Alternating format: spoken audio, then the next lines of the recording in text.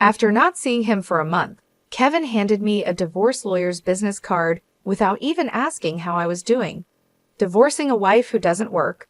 Pay me $2,000 a month as alimony. Sounds good. Take care, Kevin said with a chuckle, standing next to Julie, who was wrapping her arm around him, both wearing smug expressions. Fine, let's divorce then, I said so casually that Kevin seemed a bit surprised, but he quickly shared his smile with Julie. Good thing Olivia isn't much of a thinker. It makes my plan easier to execute. After the divorce papers were approved, I decided to start my revenge plan on both of them. I will make them regret this as a celebration of my recovery. My name is Olivia Wilde. I'm a 50-year-old illustrator, and I also work as a children's book author. I love drawing. I have 2 childhood friends, Kevin and Julie. They're important to me, and Kevin is also my husband. It all started when Kevin asked me out as I was heading to a different college after high school. I was surprised. I thought he was into Julie, but I couldn't say no to a confession from Kevin, whom I had secretly liked. After some thought and talking it over with Julie, I accepted Kevin's proposal. Julie's behavior had been problematic since our teenage years, but she was still a dear friend to both Kevin and me. However, Julie had a tendency to steal other people's boyfriends and then dump them once they became obsessed with her, causing problems repeatedly. Her parents were concerned, so Kevin and I often spent time with her to keep an eye on her. Kevin and I got married when we were 23. 5 years later, Julie introduced her fiancé, Paul, a professional working for a top-tier company. Nice to meet you, Olivia and Kevin. I've heard so much about you. Looking forward to our future together, Paul said politely when we met. We all got along well right away. During holidays and vacations, we would take trips or long train rides to enjoy some drinks together. However, things started to change after Julie got pregnant, 3 years into her marriage. Kevin and I had many siblings, so we were never worried about having our own children. We decided not to have kids. We both love kids but weren't interested in the responsibilities of raising them. Besides, we enjoyed our freedom to travel and have drinks. We often found it heartwarming to see families with children, but that was it. When Julie announced her pregnancy, Kevin's behavior began to change. He quit smoking because Julie couldn't stand the smell and even used his vacation days to drive her to doctor's appointments. I warned him, Paul might get upset if you're always with Julie. But Kevin argued back, you have work, don't you? She's our childhood friend and she need help. You're heartless, I said. I've been buying things and helping where I can, but going with her to the doctor is too much. Kevin frowned and then glared at me. Why? Because Julie wants it. She's anxious about the checkup. I can't just let her go alone if she's anxious. All the more reason for Paul to go with her, right? If you go with her every time, it's almost like you're the father of the baby, I replied. Jealous? You're not going to get pregnant anyway, so what's the problem? He snapped back. He didn't take my concerns seriously and started to get annoyed. We hardly ever fought during our marriage, but things changed when Julie got pregnant. Our arguments increased and didn't stop even after Julie gave birth. In fact, Kevin started spending even more time with Julie and their child, Lauren. But when Lauren was 5, an incident occurred related to Lauren's graduation ceremonies. The day before the graduation, Kevin suddenly started rummaging through the closet. Kevin, what are you doing? I have a meeting tomorrow, he replied. Kevin's workplace had a casual dress code, but there was a rule to wear a suit during client meetings, so he always kept a few suits ready. Now they were all thrown on the bed. No, just trying to decide what to wear for the graduation ceremony, he said, changing his answer. Are you really thinking of going to the graduation? Paul can't make it and Julie asked me, Kevin said. I was shocked and raised my voice without thinking. That's absurd, no matter how you look at it. Kevin's face turned sour immediately. I knew he sometimes picked Lauren up from kindergarten, and I had too when asked. But it seemed ridiculous for a childhood friend, who wasn't even her biological parent, to attend a graduation ceremony. Do you still doubt me and Julie? I'm disappointed that you can't even help out, Kevin said. That's not the point. Anyway, I'm attending the graduation tomorrow. So iron a shirt properly, Kevin said, ending the conversation abruptly and walking to the bedroom. I had no choice but to call Julie. Hello, Julie, about tomorrow. Ah, sorry about tomorrow. I'm borrowing Kevin, but won't Paul be upset about the graduation attendance? Olivia, what are you talking about? Obviously, I haven't told Paul that the graduation is tomorrow. I'll tell him after the ceremony, Julie replied. I was shocked to learn that Paul didn't know about the graduation schedule. Upon further questioning, it seems that Julie hadn't informed Paul about any of the kindergarten events so far, and Kevin had been acting as the father of the kindergarten, which made me feel dizzy with its selfishness. Wait a minute, Julie. Isn't that extremely unreasonable? It's disrespectful to Paul, I said. What's wrong, Olivia? You're scary. Well, see you tomorrow, Julie said, hanging up the phone unilaterally. Trembling with anger, I still ironed a shirt, prepared a tie, and the next morning saw Kevin off to Lauren's graduation ceremony. Since then, Julie and Kevin started going out more frequently, from once a month to once a week, and then to 3 times a week. Eventually, even Paul seemed to have some suspicions. One day, while Kevin and Julie were out, he visited our house alone late at night. I'm sorry for visiting you late at night. There's something that's been bothering me. Is it about the two of them? Paul asked. Yes, I would like you to take a look at this, Paul said, showing me the GPS history he had installed in Julie's car. It showed that she had been staying at a hotel 3 times a week. All of those days she was out with Kevin. Just by looking at Paul's face, I understood what that meant. What do you want to do, Paul? I asked. I want to take revenge on those two, I said. Me too. I can't forgive them for betraying us after all this time, Paul agreed. We started planning our revenge in secret. First, I focused on increasing my income. Since I had been saving money by doing housework and taking care of Lauren, my income had decreased significantly. Paul switched to working from home. When Julie and Kevin would go out, he would bring Lauren to my house, and we would take care of her together. Neither Julie nor Kevin knew that we were aware of their affair, and we managed to gather solid evidence against them. Once we had collected enough evidence and were ready to take our revenge, we discovered a shocking truth about Lauren. Paul and I struggled with the decision, but we agreed that we didn't want to hurt young Lauren. So we decided to wait until she was an adult to take our revenge. However, even though we decided to wait for 12 years, I was struck with a serious illness that required long-term hospitalization. At best, I wouldn't be discharged for at least 3 years. Although I could work from the hospital room, it was clear that I would have to reduce my workload. After telling Paul about my situation, I consulted Kevin, but his reaction was indifferent, just like small talk. I'll visit you once in a while, he said. I felt that Kevin no longer cared for me, as he didn't even ask about my condition or the name of the disease. In reality, Kevin only visited once a month or once every 2 months. After Lauren's 17th birthday, she started acting strangely. Although she used to visit me almost every day right after I was hospitalized, she became distant after her birthday. Neither Paul nor I could figure out why. Even when we asked Lauren, she just said, "Don't worry about it." However, we ended up learning the reason from Kevin, who rarely showed up.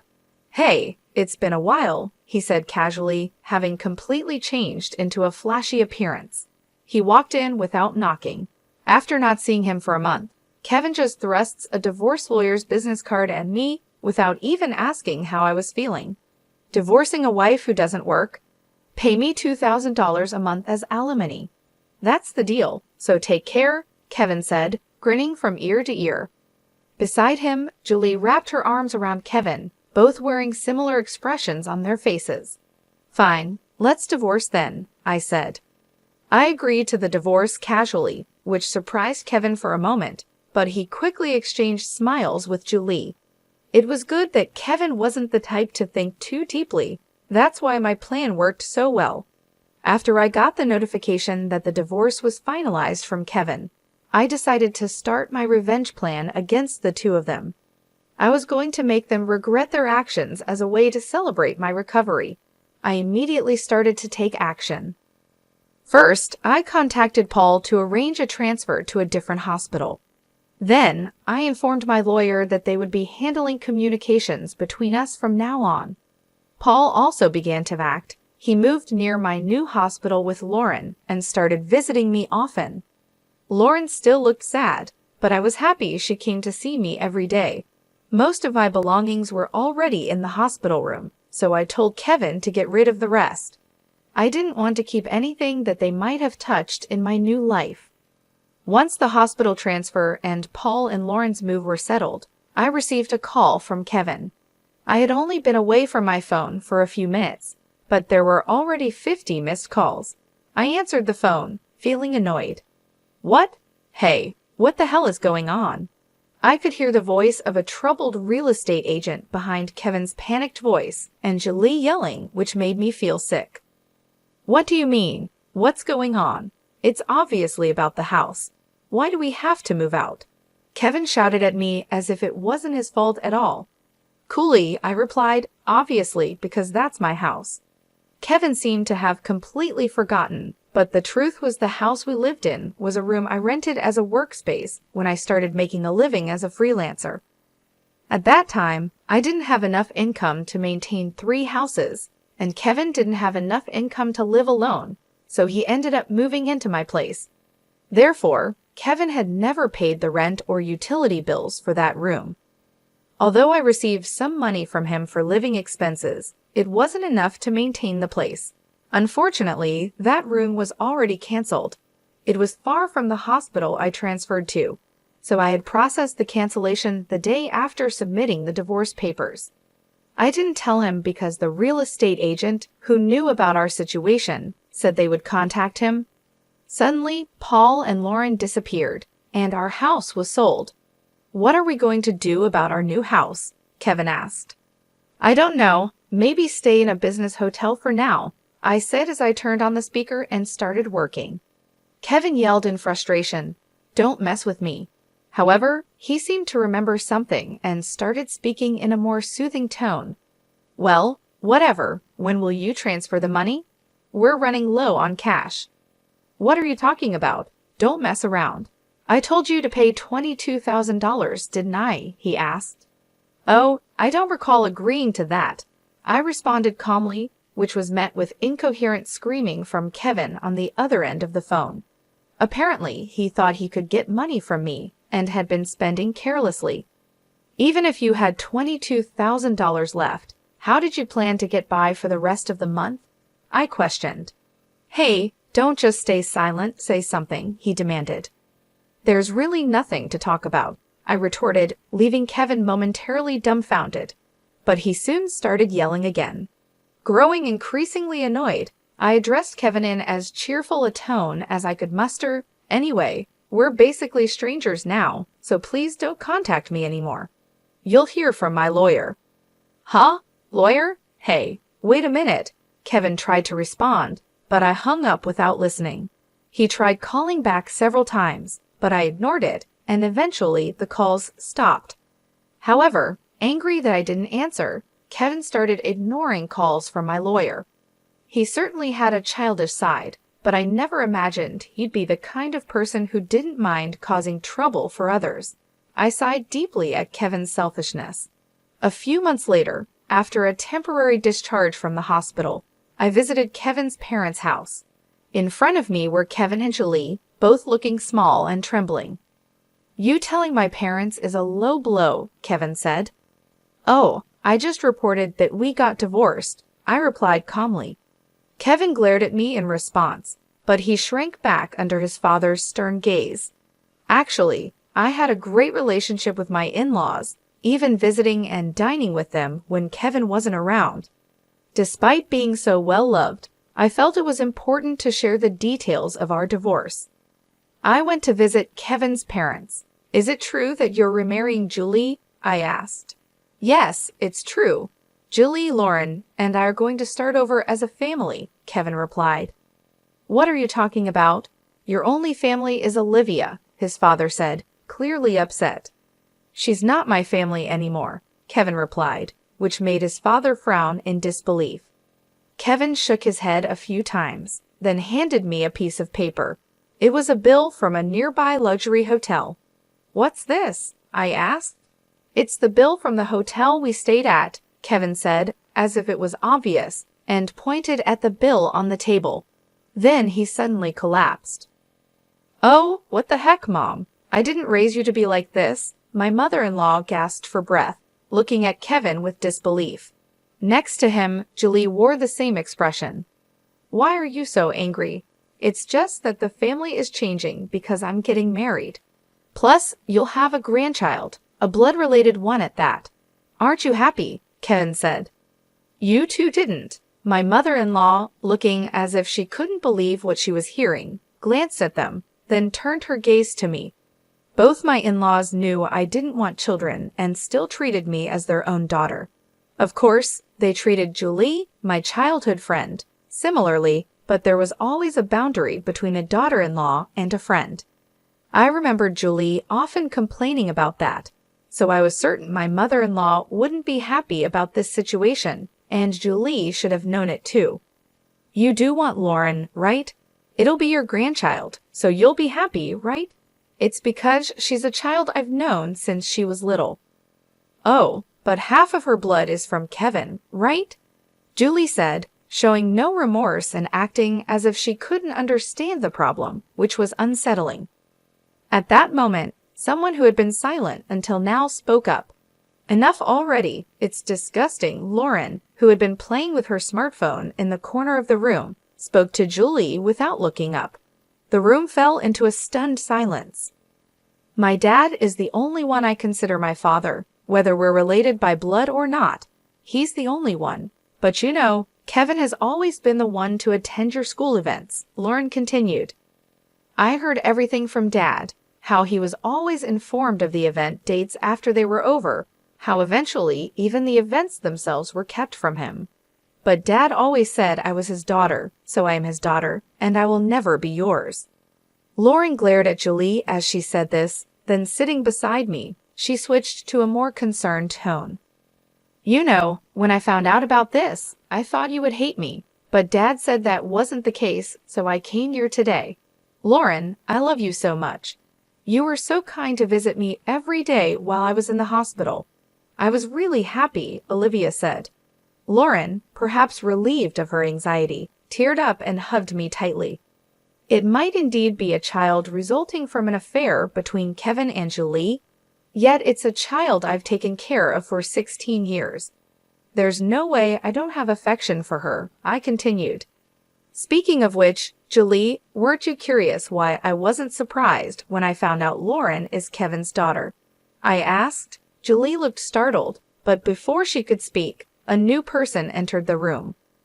We knew from the start, 12 years ago, actually, Paul suddenly appeared, which was understandable as he had recently asked for a divorce due to irreconcilable differences.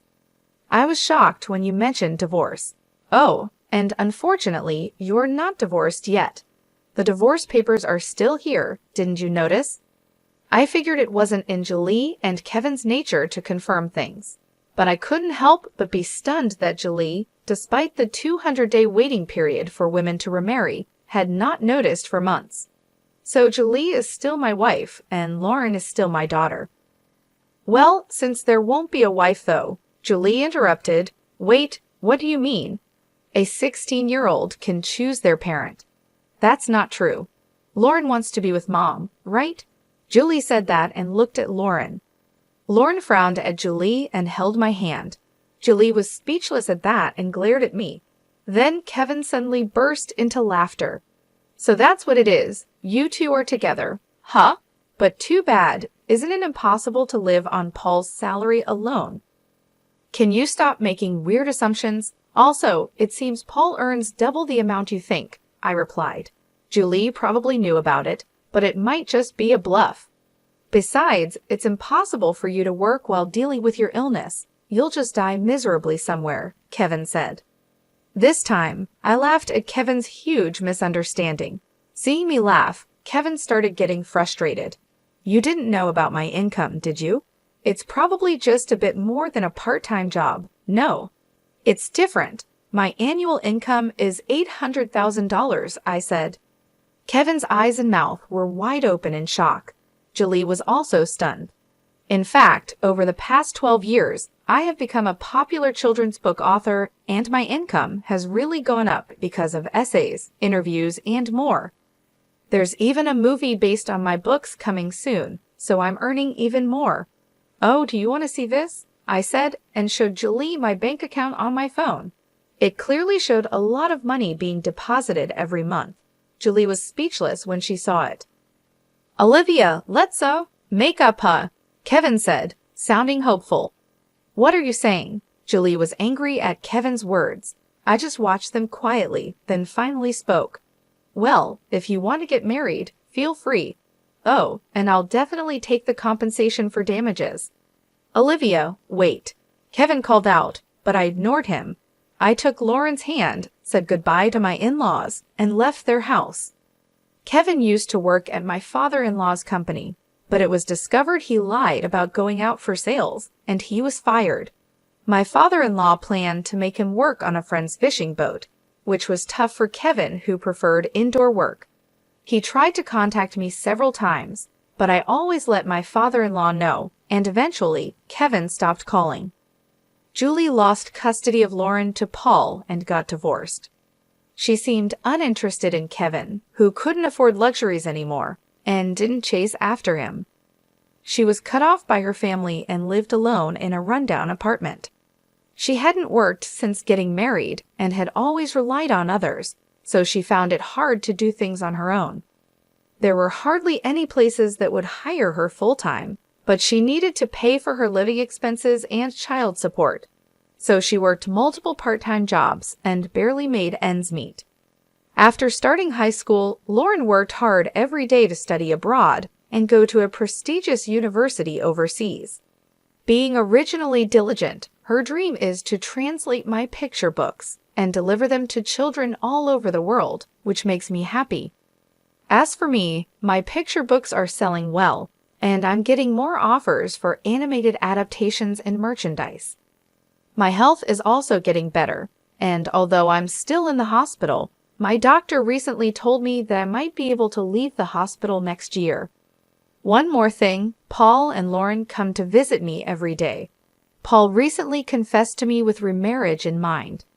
I haven't given my answer yet, but I can't help but have feelings for him. He said he wants to live together when I leave the hospital. While thinking about what to answer, I work on my picture books every day, hoping for a happy future.